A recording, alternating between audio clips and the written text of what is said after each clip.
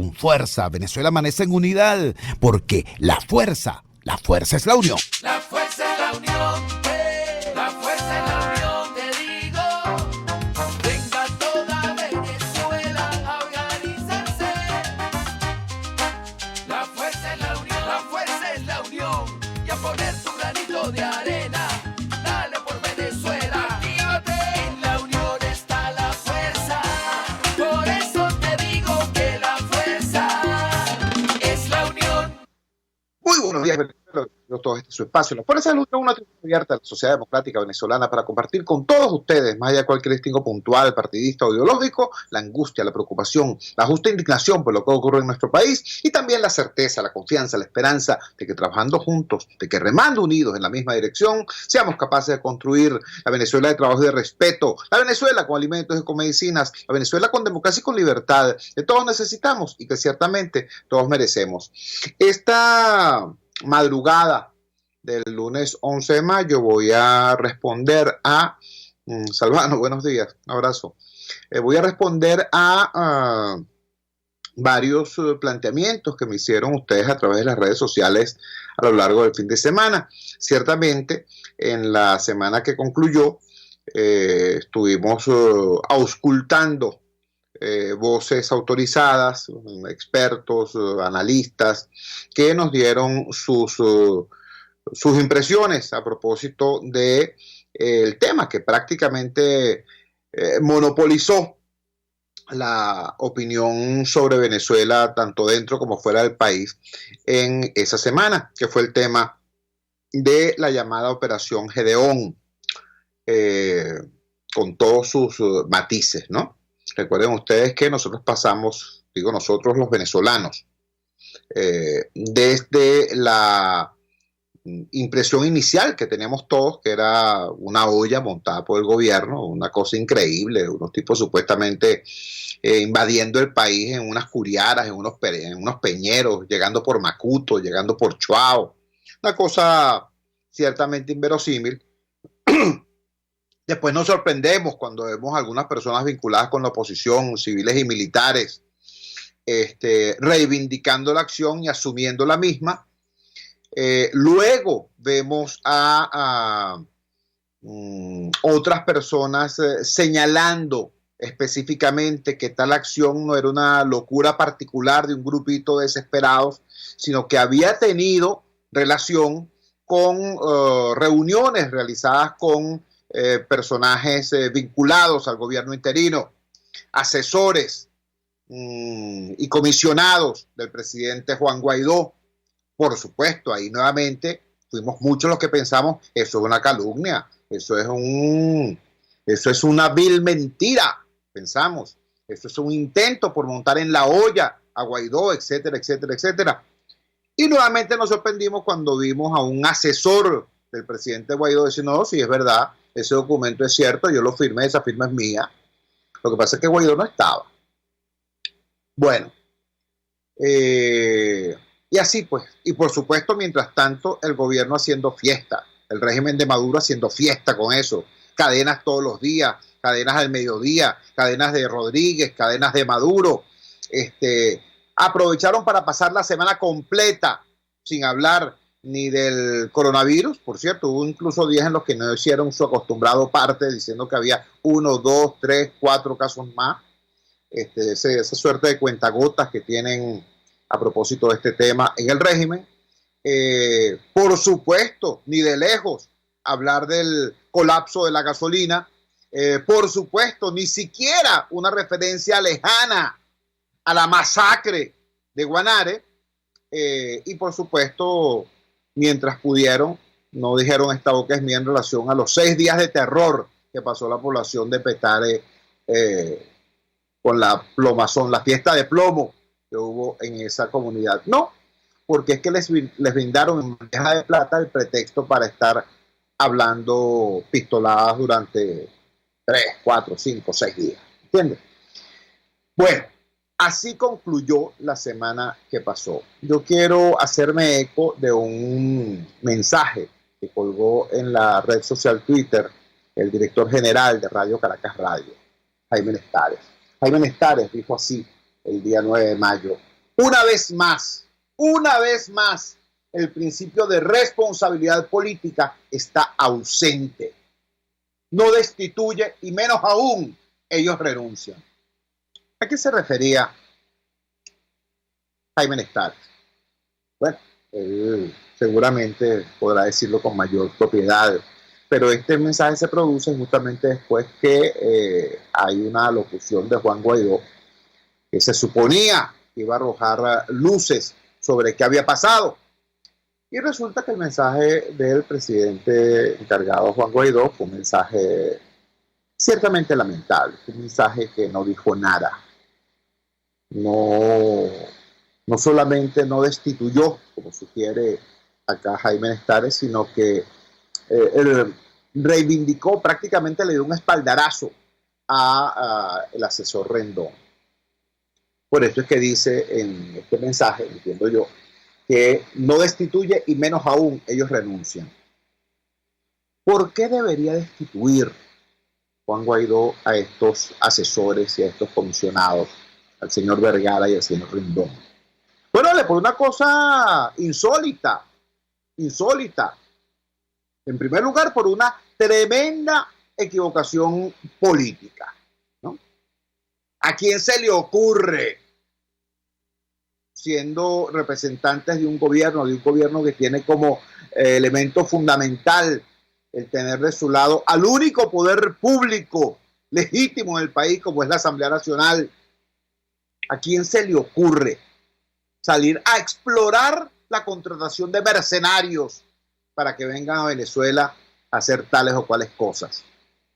Eso es un error político de una dimensión inmensa. Pero después tenía que destituirlos además por torpes, por necios, por ridículos. ¿A quién se le ocurre, chico, hacer eso con un contrato? ¿Dónde tú has visto eso en la historia de los complots, las conjuras y las conspiraciones?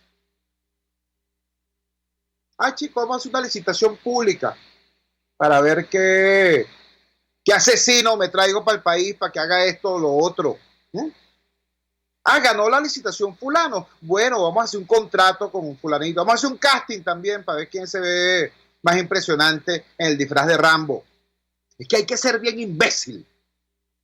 Además de equivocado políticamente, hay que ser bien torpe. Bueno, esa torpeza y ese error son causales más que suficientes para que mi presidente Guaidó hubiese tomado la decisión de destituir a estas personas. Pero antes incluso de esa destitución, hubiese sido lo más decoroso, lo más importante, lo más generoso por parte de estos sujetos, presentar su renuncia o por lo menos poner su cargo a la orden para quitarle al presidente Guaidó esa papa caliente de las manos y darle libertad para que reorganice su equipo después de una torpeza tan grande. Pues no, chicos. Ni uno renuncia ni el otro destituye. Eso es lo que origina este mensaje de nuestro director general, Jaime Nestares. Yo les voy a decir una cosa, se los voy a decir de corazón. Yo no soy de los que cree que esta crisis se resuelve por la vía sencillamente de defenestrar a Juan Guaidó. Yo no creo eso. Y no lo creo por 3 razones, y las voy a decir. La primera razón es porque apenas le saquen la silla a Guaidó las demás fuerzas de oposición, apenas el gobierno perciba eso, van por él. Y van por él no solamente para judicializarlo, no solamente para encauzarlo, no solamente para juzgarlo. Van por él, además, con todo el resentimiento del mundo, con toda la carga de odio, seguramente para vejarlo, para humillarlo. Quién sabe si algo más. Dios no lo quiera. Y si le hacen eso a Guaidó, la persona que llegó a proclamarse como presidente interino, la persona que recibió el reconocimiento de casi 60 países, la persona que habló en el Consejo de Seguridad de la ONU, la persona que fue invitada al discurso sobre el Estado de la Unión en el Congreso norteamericano, la persona que dio vuelta por media humanidad y le tendían alfombras rojas y le rendían honores militares. Si le hacen eso a Guaidó,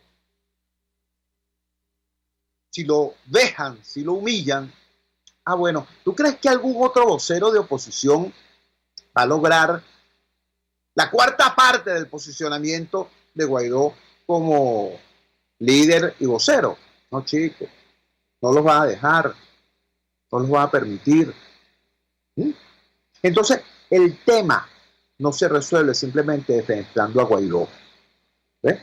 Que le hagan eso a Guaidó va a implicar severas consecuencias para los competidores de Guaidó que estaban antes ocultos y que ahora aparecen desembosados.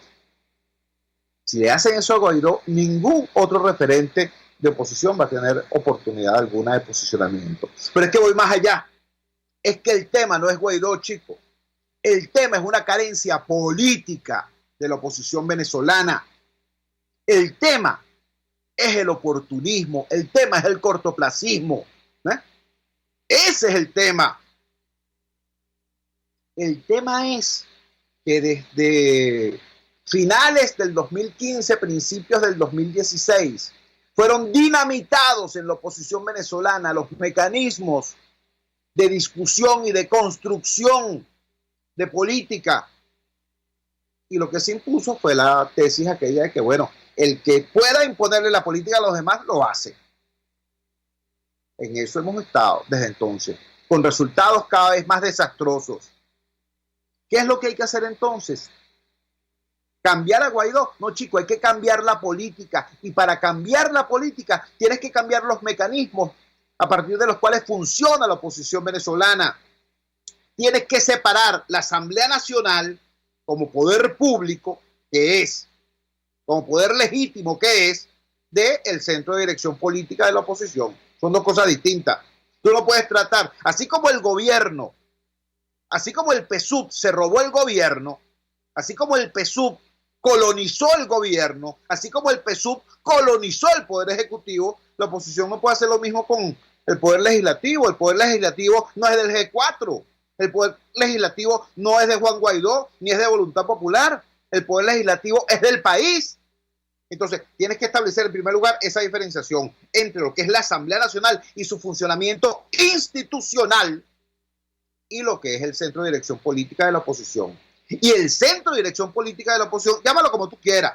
Llámalo mesa, llámalo banquito, llámalo coordinadora, llámalo Olimpo, llámalo como te dé la gana. Pero ese centro de dirección política de la oposición tiene que tener alguna institucionalidad. No pueden ser 4 partidos que se reúnan en la oficina de quien les dé la gana. No, chicos. Tiene que tener un mínimo rango de institucionalidad y de dirección colectiva y de participación respetuosa, porque esa es la única manera de que haya una política distinta, el que exista un centro donde esa política se discuta, se consensúe, se apruebe, que no sea la viveza de uno o el silencio vergonzoso de otros lo que dé lugar a una determinada política. ¿Entiendes? Eso hay que lograrlo. Y eso es mucho más importante que un quítate tú para ponerme yo. De un quita Guaidó para poner ¿a quién? ¿A quién? En un escenario donde la cárcel, la persecución, el exilio, el miedo ha reducido tanto la oferta y la calidad de la oferta del liderazgo opositor. Entonces, le digo, sinceramente, en primer lugar, yo no estoy de acuerdo con la idea de simplemente defenestrar a Guaidó. Pero creo que es demasiado importante corregir la política. Y para corregir la política, tienes que corregir el proceso de toma de decisiones en la oposición venezolana. Esto no puede seguir en manos de un individuo que además tiene que escuchar a su jefe antes que escuchar a más nadie. O de un grupito de partidos, de 4 partidos, por muy importantes que sean. Porque en este momento en Venezuela no hay partidos grandes, hay partidos chiquitos y más chiquitos. Entonces es demasiado importante dar un paso cualitativo, un salto cualitativo, y en vez de cambiar a una persona, cambiar la forma de hacer política. ¿Para qué? Para que sea nuevamente la expresión, no de un sectarismo, no de un personaje, no de un grupo, sino que sea la expresión de este inmenso país que quiere, necesita con urgencia un cambio en positivo, un cambio para bien, un cambio democrático. No solamente un nuevo gobierno, sino además un nuevo sistema y una nueva vida. Nosotros, los venezolanos, necesitamos que nos devuelvan nuestra vida. Y eso no se logra con una intriga aquí o una intriga allá. Y mucho menos con unos irresponsables dando vueltas por el mundo contratando mercenarios. Ese es el punto. Vamos a la siguiente pausa comercial y ya regresamos con muchísimo más de La Fuerza. La fuerza es la unión.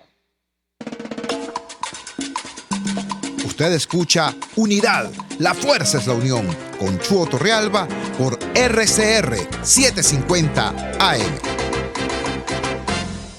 Ellos sí que no saben nada. Y así nos va. El espacio donde se tocan los temas más candentes de interés político y nacional. Y así nos va. En este programa, la picardía y el humor inteligente son los protagonistas. Pura cabilla. Lara y Hernández descosen y revelan los secretos más oscuros del acontecer político. Y así nos va. De lunes a viernes a las 4 de la tarde. Por RCR 750 AM. En RCR somos vanguardia. Toda la programación de tu RCR también la puedes seguir a través de la internet. Audio y video en tiempo real. Noticias y mucho más. No te pierdas ni un segundo de nuestra programación. No hay excusa ni cadena que valga para que dejes de escucharnos. Ingresa a rcr.tv, la radio que se ve. Opinión, ideas en debate. Usted escucha a Chuo Torrealba en Unidad, la fuerza es la unión, por RCR. Regresamos a La Fuerza es la Unión. Vamos a ver ahora un aspecto, seguimos en este debate, en esta discusión general, cómo hacer para que después de esta situación muy grave que el país y la opinión pública internacional presenciaron la semana pasada, cómo hacer para que no salgamos de esto por la puerta de atrás con una medida chucuta, con un quítate tú para ponerme yo, en vez de introducir los correctivos que realmente necesita el campo democrático venezolano para seguir avanzando. Vamos a seguir hablando de esto y en este sentido hay un aporte muy importante, un documento que hizo público la Dirección Nacional del Partido Primero Justicia. El Partido Primero Justicia, junto con Voluntad Popular, son dos referentes muy importantes de ese espacio no formal de dirección política llamado el G4. También tenemos que hacer referencia a la situación de Petare. Esto es obligado, este es un tema nacional, este es un tema nacional e internacional lo que ocurrió en Petare, porque en Petare, después de 6 días de plomo, y por cierto, curioso, alguien lo llamó, Javier Ignacio Mallorca lo llamó fiestas de plomo, porque había mucho plomo pero no había muertos, no se conocía, no había evidencia de víctimas fatales de esa confrontación. Se produce la intervención del Estado al fin, ¿no? Ahora, qué curioso, se supone que el Estado interviene para proteger la vida. Pues no, el día que interviene el Estado hay un poco de muertos. Hubo más muertos en un día de intervención del Estado en Petare que en 50 días de pandemia. ¿Qué tal? Y además se produce algo muy grave, pues la detención de líderes sociales, de dirigentes políticos de la parroquia, de gente con trayectoria y prestigio en la parroquia, en vez de la detención de pranes o delincuentes. Para tocar estos dos temas, tenemos una persona que es ideal, un dirigente de Primero Justicia, un importante dirigente de Primero Justicia, que además tiene un conocimiento profundo de lo que ocurre en Petare, porque además fue incluso concejal del municipio de Sucre. Me refiero a Juan Carlos Vidal. Juan Carlos, gracias por atender nuestra llamada madrugadora. Empecemos con el primer punto. ¿Cuál es tu visión? O explícanos un poco más tu visión en tanto que dirigente de Primero Justicia de este comunicado que circuló la semana pasada. Te escuchamos. Buenos días. Buenos días, Hugo. Saludos para ti y para todos los seguidores de la Fuerza de la Unión. Bien, con respecto al documento que emitimos el día viernes, Es un documento de 6 puntos que no deja de ser controversial, no deja de ser inesperado incluso para alguna gente, porque es un documento que en esos 6 puntos pone, valga la redundancia, los puntos sobre las IES, mete el dedo en la llaga en algunos asuntos que son importantes, ¿no? Yo quiero destacar de los 6 puntos, me parecen necesarios 3, Chugo. El punto 5, el llamado a no darle largas a la situación que está padeciendo el país, a la situación del coronavirus, a la situación del hambre sobre todo. Mira, yo más que autoridad del partido, soy fundamentalmente un tipo que ha hecho política a nivel local, cercano a los vecinos. La situación que está padeciendo el país de hambre, la gente llama porque no tiene medicina, la gente llama porque tiene 2 semanas que está tomando agua con azúcar. Y eso está reflejado, esa situación está reflejada en el documento que emite la Dirección Nacional del partido cuando hace un llamado de atención sobre la situación que está padeciendo el país y hace un llamado a la dirigencia política, en este caso el propio presidente Guaidó, para que pongamos sobre la agenda la importancia de atender el tema social y que todos los demás temas sean subalternos. Desde luego hay un punto controversial, hay un punto difícil, que es el punto 2, donde se pide la destitución de el funcionario o de los funcionarios nombrados por el presidente Guaidó que tengan algún tipo de responsabilidad o que hayan reconocido algún tipo de responsabilidad sobre los hechos ocurridos en el litoral venezolano. Pero en todo caso, yo rescato tus palabras porque antes de esta intervención que estaba escuchando suelo hacerlo y quiero dejarte claro, Chugo, el sentimiento de las bases del partido. Nosotros ante todo queremos unidad. Nosotros, como bien lo acabas de decir, queremos rectificación pero sin sacadilla. No se trata de ahora hacer leña del árbol caído y si se cometió un error, que esto sea aprovechado para cualquier cambio, ¿no? En el timón. Yo creo que debemos tener la madurez política y el desprendimiento. Lo hemos tenido. Somos un partido que promovemos la unidad. Bueno, en este caso debemos mantenerla. No se trata en este momento de hacer leña del árbol caído y que se haya equivocado pensar en proponerle al país sustituciones de liderazgo. Yo respaldo, por ejemplo, la posición de alguien como Julio Montoya en el Zulia, que dice a Guaidó le tocó y tenemos que ir con Guaidó hasta el final, exigiéndole sí la rectificación. Cuando uno se equivoque debe tener la sensatez para reconocer el error y quienes estamos a su lado tenemos que tener la responsabilidad para señalarle cuando se cometió un error. En ese sentido, el documento que emite el partido es un documento crudo, es un documento sin cortapisas, que hace un llamado a la rectificación.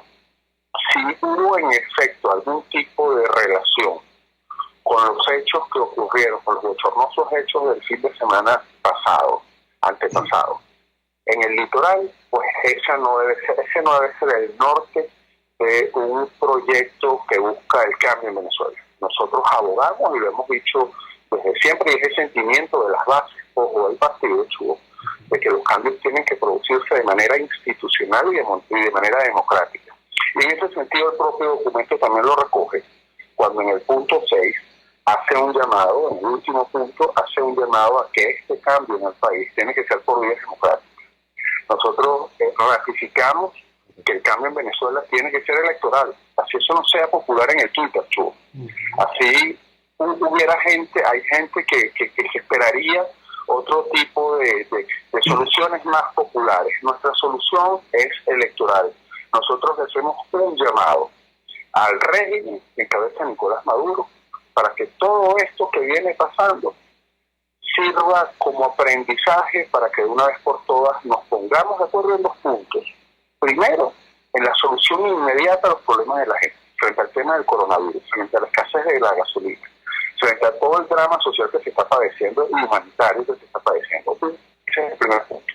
Y el segundo, que le busquemos a esto una salida política que permita que la sangre no sustituya la racionalidad de la gente que entiende que frente a situaciones especiales hay que adoptar posiciones de vida especiales también. Estamos conversando con Juan Carlos Vidal. Yo quiero aclarar no, sino subrayar la misma manera humilde pero clara y firme como Juan Carlos se presenta. Dice, yo no soy un tal o cual, yo soy un hombre vinculado a las bases, pero es que por eso estamos hablando con Vidal y no con otra persona. Nosotros en las Fuerzas de Unión tenemos claro la diferencia entre dirigente y directivo. Directivo de una organización, de una corporación, de una compañía o de un partido es alguien que por alguna razón X de repente aparece sentado en una silla, de repente aparece sentado en un organismo de dirección. Pero dirigente es alguien que tiene dirigidos. Dirigente es alguien que tiene una relación orgánica con la militancia de base y con la audiencia social, con el pueblo. Y Juan Carlos Vidal es un dirigente, no un directivo. Por eso queríamos precisamente ocultar su opinión, porque su opinión es para nosotros representativa del sentir de las bases de esa organización y del conglomerado social que se mueve en el entorno de esa organización. Juan Carlos, el tema de Petare, el tema del exconcejal Pantoja, ¿cuál es tu visión de toda esta situación? Porque esto es una bofetada, repito, no solamente a la comunidad de Petare, sino a la sensibilidad popular, pues a los millones y millones de pobres y empobrecidos venezolanos que ven como el gobierno además dice una cosa tan increíble como las cosas de Rendón. Dicen, oh, nosotros, qué vivos somos. Montaron un show de cabeza a plomo en Petare para que nosotros nos distrajéramos y no estuviéramos pendientes de Macuto. ¡Qué necio, vale! O sea, si en primer lugar el FAES nunca ha tenido que estar en Macuto, ¿eh? O sea, lo de Macuto ha tenido que atenderlo la Armada, el CEOFAN, la Fuerza Armada Nacional, el Ejército, la aviación, que tú quieras, porque era una invasión supuestamente, pero la policía tenía que estar cuidando y protegiendo a los vecinos. ¿Qué nos dices del tema de Petare, Juan Carlos? Bueno, eso es muy bochornoso, muy lamentable, otro ejemplo de violación a los derechos humanos. Yo debo defender la figura, la trayectoria histórica de Junior Pantoja, quien además fue mi compañero en la Cámara Municipal por 5 años, ¿no? La situación de Petare lo que hace es reflejar una vez más arbitrariedades del régimen. A Junior lo consiguen en su casa con su familia, donde ha vivido toda la vida, donde ha estado toda la vida, vive en José Félix Rivas, no se ha mudado, fue concejal 5 años y salió a vivir a su casa de toda la vida ahí en la zona 2, en el Callejón del Sabor, de la zona 2 de José Félix. Estaba allí con su familia, con sus hijas, con su esposa. Y fue la casa, la puerta fue tumbada por funcionarios de las FAES y del IPCC. Y algo tan inverosímil, no le consiguen arma de fuego, le consiguen, extraño o casualidad, 5 proyectiles en el bolsillo. Y por eso lo privaron de libertad. Lo habían hecho también junto a su yerno, a Carlos Balbuena, que es además coordinador de activismo en el municipio de Sucre. En el caso de Carlos Balbuena, lo dejaron en libertad.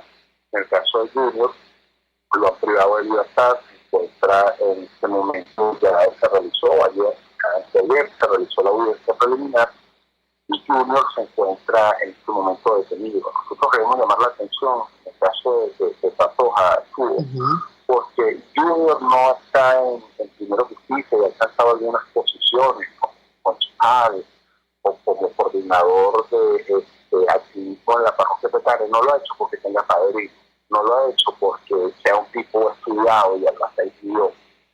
Ya Junior lo ha hecho porque se ha venido labrando un nombre y una carrera en base a su trabajo social en la comunidad José Félix.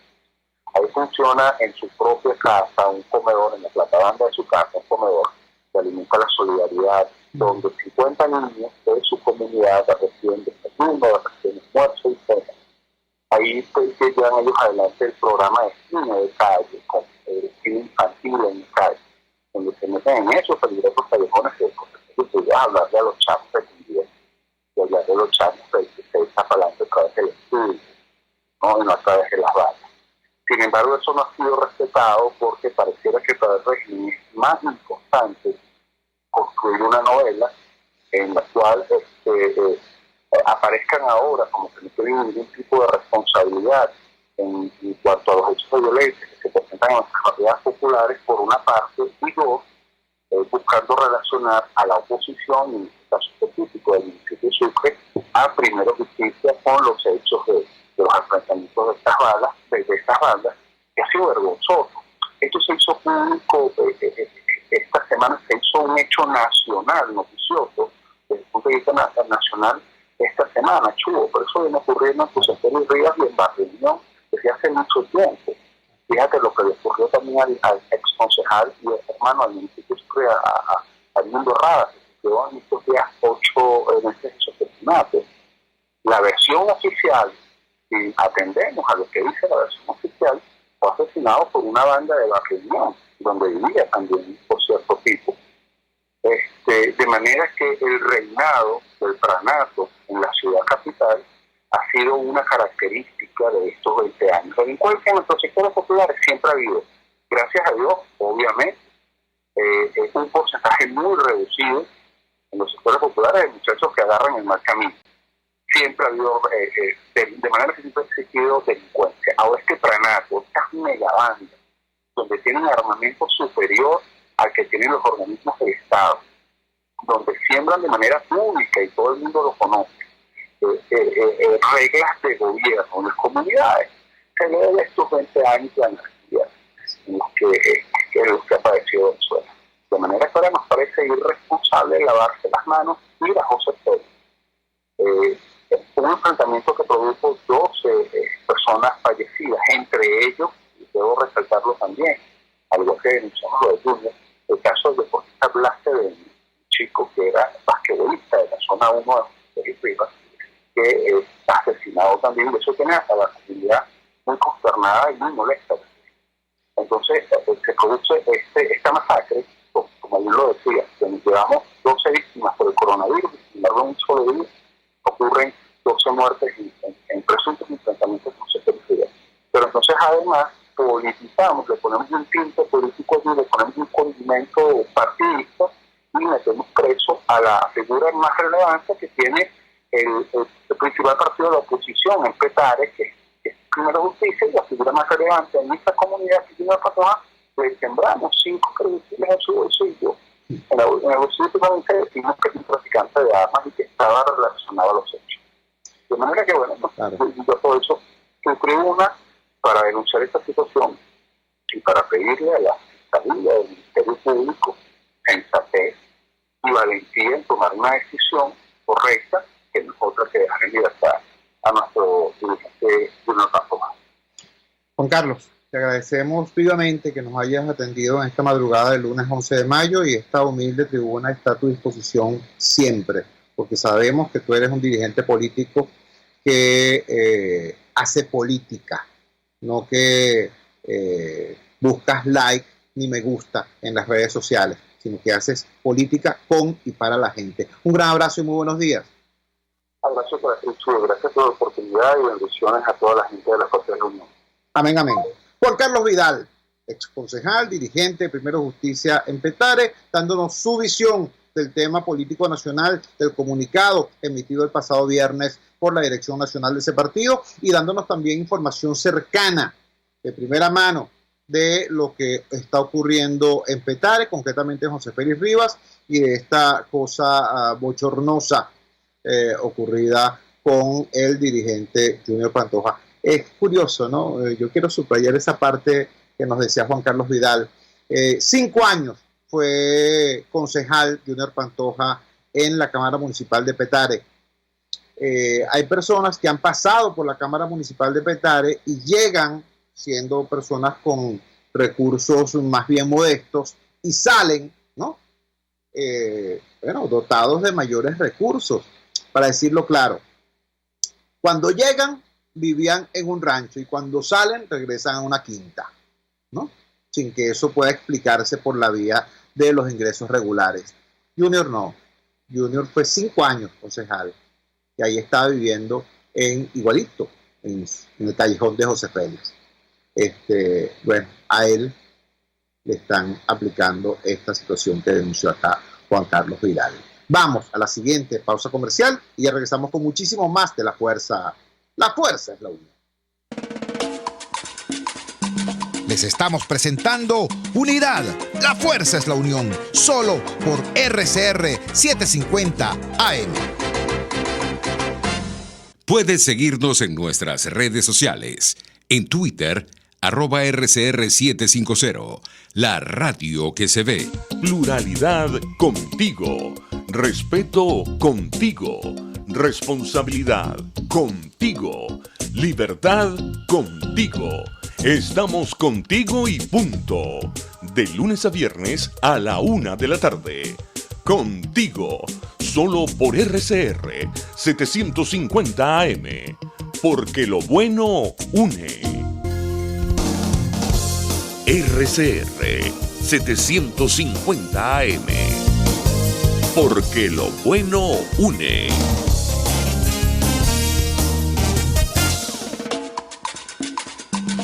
Les estamos presentando Unidad, la fuerza es la unión, solo por RCR 750 AM. Regresamos a La Fuerza es la Unión. Nos decía Juan Carlos Vidal que además de esta situación política hay que la misma se produce en el marco de un profundo deterioro en la situación social. Cada vez que hablamos de la situación social, en primer lugar nos acordamos del tema del hambre. El tema del hambre, el tema de la falta de medicinas, el tema de la crisis de los servicios públicos más elementales. Eso es lo que primero nos viene a la mente cuando hablamos de la situación social. Pero hay otro factor muy importante, que es la fractura de los valores.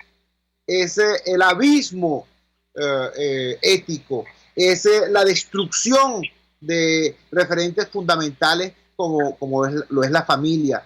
Todo eso también hay que reflexionarlo, hay que pensarlo cuando hablamos del tema social, de la crisis social, el tema de la violencia institucional, sí, pero también de la violencia interpersonal, intrafamiliar. Todo eso forma parte o son manifestaciones graves de la crisis que está viviendo nuestro país. Digo todo esto porque ayer, Día de la Madre, fueron conocidas y ocurrieron otras cosas terribles, demostrativas de esto que estamos diciendo. En Guarenas, en la redoma de Trapichito, se produjo un evento alarmante, o parecía que se había producido, o fue denunciado que se produjo un evento alarmante. De hecho, incluso nosotros nos hicimos eco de eso. Ayer en nuestra cuenta @chotorrealba en la red social Twitter, decíamos, vean el timeline del colega Brian Cárdenas, la información completa sobre Jeremy, el niño que fue robado de los brazos de su madre en Guarenas. Esto retrata lo que para la mayoría es hoy el Día de la Madre en Venezuela, sin servicios básicos, sin efectivo, sin seguridad y con indefensión. Terrible, una historia terrible, que luego tuvo un giro más terrible aún.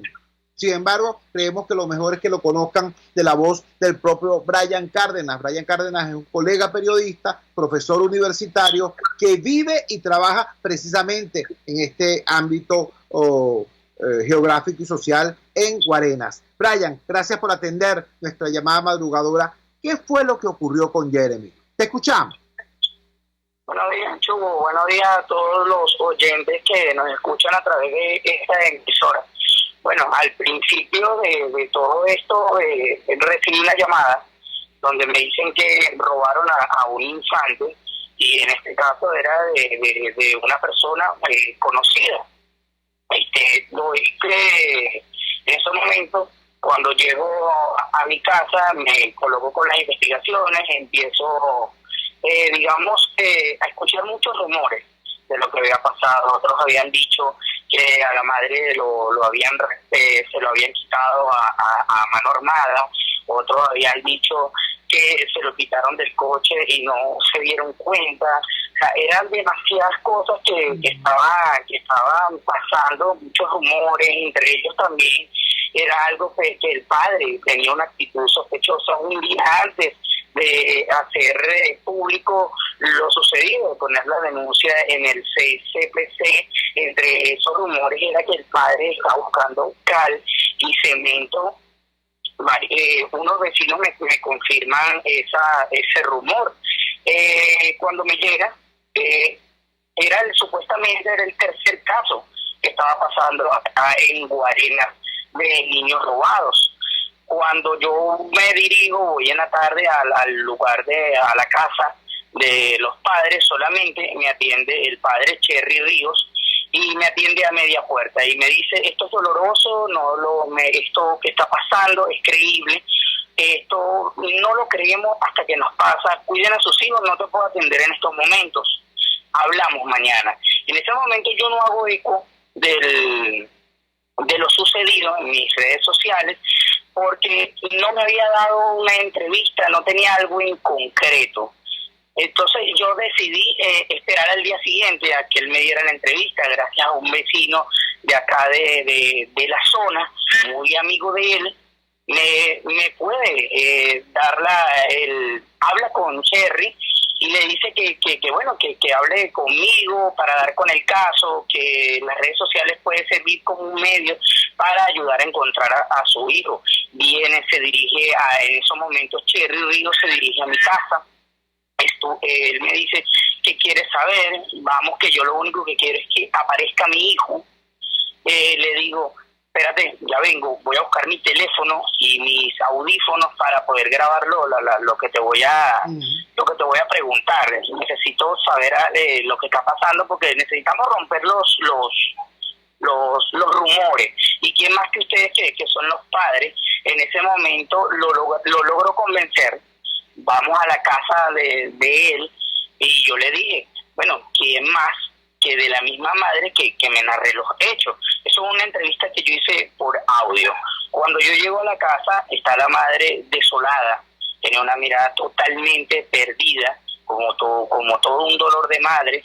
Me siento con los dos, los empiezo a entrevistar y la madre me comenta cómo sucedieron los hechos. Ella me dice siempre, sostuvo desde un principio que ella se encontraba en la redoma del parque de Trapichito, ya venía camino a su vivienda, luego de ir supuestamente a comprar unos pañales. A ella le empujan, cae, le arrebata a su hijo de las manos, y ella me dice: solo vi cuando un hombre me arrebató a mi hijo de las manos, se lo llevaron en una moto, grité y no había nadie. Estas son las palabras textuales que me dijo la madre Belesis Morales. Luego de la entrevista, yo el día de viernes empiezo ya a tuitear todo lo que había pasado, porque al final de la entrevista ellos me piden a mí, los dos: podemos hacer un video. Esto primeramente me lo menciona la madre, y yo le dije: claro, si quieren que ustedes aparezca a su hijo y quiere que se haga viral, bueno, yo voy a contactar con una amiga periodista, porque yo en ese momento no gozaba de ninguna credibilidad. Entonces contacto a mi amiga periodista y le digo: mira, tengo información de primera mano del caso de uno de los niños desaparecidos, de los 3 casos que supuestamente había hasta ese momento. Y en todo momento me dice: bueno, Brian, dame toda la información necesaria para esto y bueno, vamos a hacer viral esta noticia. Hacemos el video, yo lo paso a algunas personas, se hace viral, ya como a las 7, 8 de la noche ya estaba ya tendencia. Y recibo la llamada y recibo el mensaje de Kerly Ruiz, que en todo momento se comunicó conmigo y me dijo que cómo era el caso, cómo lo estaba llevando, y le expliqué un poquito de los detalles. Y siempre manejé y les dije: mira, no hay nada que ellos me hayan dicho que no esté en mis redes sociales, en Twitter e Instagram. Al día siguiente, seguimos con las investigaciones. Siempre iba, le preguntaba, o él venía a mí y me preguntaba qué más había sabido. Yo le decía: mira, no he sabido nada, tú cuéntame. Le decía a Cherry, ¿qué el padre más? Me dijo: no, ajá, cuéntame. No, el padre te buscaba para preguntarte qué más sabías. Sí, ¿qué más sabía? Que habíamos dado con algo. Yo le decía: mira, nada, cuéntame qué ha pasado. Lo único que me decía: no soporto la presión, solo quiero que aparezca mi hijo. Era lo que me decía. Yo, bueno, mira, ya en estos momentos hay algunos retweets en mi Twitter, todavía con la periodista que yo me había contactado, que es Lynn Rodelo, periodista del Pitazo y de La Voz de Guarena. todavía no había dado ninguna noticia, pero de las cosas de las informaciones que yo le había pasado por problemas de señales, por problemas de internet. Como yo tenía internet, bueno, yo fui el primero que logró colocar todo en mis redes sociales. Luego de todo eso, ese mismo día, sería el sábado, yo logro, por cuestiones de la vida, estoy contactando con otra funcionaria. Llegan en ese momento los detectives del 6CPC y son los que están llevando el caso. La funcionaria le dice, mira, él es el chico, él es el periodista que está llevando desde el primer día este caso. Y la funcionaria habló conmigo, la detective del 6CPC, y me dice que me contaron, y la funcionaria me dice, mira, a ti te contaron nada, tienes lo mismo que a mí me han dicho, no hay ni más, no hay ni menos. Mi duda siempre va a estar en los padres, siempre voy a tener una duda. Bueno, como a las 8 de la noche del día sábado, el padre Cherry se me acerca, viene hacia mi casa y me dice, por favor, borra todo. Borra todo lo que grabamos, borra todo, porque los funcionarios no quiero más que esto se siga regando, que yo no quiero que esto sea público, ya no quiero. Y yo le dije, mira, es demasiado tarde, ya tengo varios retweets, ya hay algunas, ya se está haciendo viral, y bueno, lo importante es dar con el paradero de tu hijo. Y bueno, a primera hora del día domingo me llaman y me dicen, los vecinos de la zona me llaman y me dicen, Brian, se están llevando a Cherry Ríos y a Belice Morales, lo están llevando en estos momentos. Vinieron los efectivos del 6CPC. Me dirijo hacia el lugar, me dirijo hacia el lugar, puedo corroborar que es cierto, los tenían ya se los habían llevado en ese momento. El padre mismo es quien dice dónde se encuentra el cuerpo del hijo que ellos habían enterrado en el barranco del edificio, en el barranco de la zona donde ellos vivían.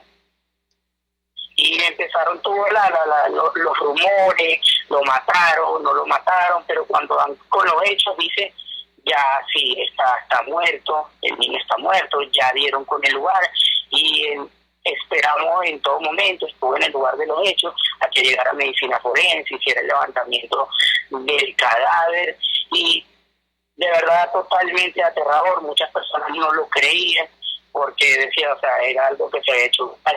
Muchos creímos, algunos dudaron, pero yo creo que en su mayoría creímos y pusimos ese voto de confianza para ayudar con la aparición del niño.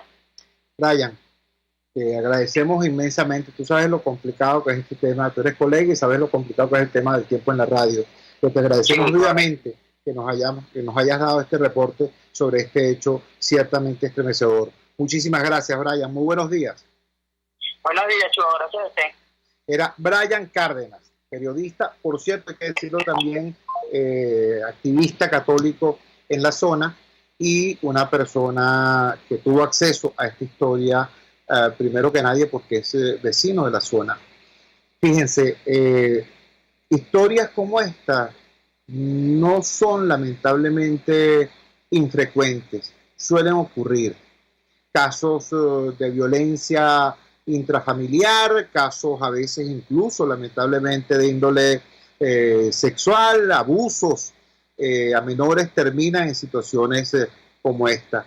Lo que llama profundamente la atención es el grado de sofisticación en la operación de encubrimiento. Unos padres denuncian que el niño ha sido secuestrado y además una puesta en escena de eso, una historia. Dicen, no, la madre estaba caminando, iba con el niño en los brazos, unos motorizados, un motorizado con su parrillero la empuja, la tira al suelo, le quitan al niño, se van y ellos salen llorando y le piden al periodista que haga un video para denunciarlo. Y salen ellos en el video llorando y ya clamando por la aparición del hijo. Se producen las investigaciones y resulta que son ellos quienes conducen a los detectives al lugar donde habían enterrado el cuerpecito de la criatura. Repito, por supuesto, allí habrá un proceso y habrá una situación y habrá una investigación y habrá al final un dictamen, un juicio y unos culpables. Yo quiero llamar la atención sobre cómo esto es revelador del proceso de destrucción ética de una sociedad. Cuando hablamos de la crisis social no nos estamos refiriendo únicamente a la falta de agua o a la falta de alimentos o a la falta de medicinas o al desbalance inmenso entre los ingresos de los ciudadanos y el costo de la vida. No, nos estamos refiriendo además a esta otra dimensión de lo que es el colapso de una sociedad, a la destrucción de los vínculos, de los nexos que dan lugar a la convivencia de personas, de familias, de vecinos. Esto es terrible, esto es terrible. Señores, cuando el régimen y el sistema económico y social condenan a toda una sociedad a vivir del delito, vamos a estar claros, chicos. Si la canasta básica cuesta $300 y el ingreso, el salario mínimo, que en Venezuela es en realidad el salario al que tiene acceso casi todo el mundo, es de $4, ¿qué crees tú que va a ocurrir? ¿Tú crees que la gente va a decir, bueno, me voy a morir de hambre? ¿Por qué? Porque no alcanzo a comprar los alimentos mínimos. No, la gente no se muere. La gente busca cómo hacer.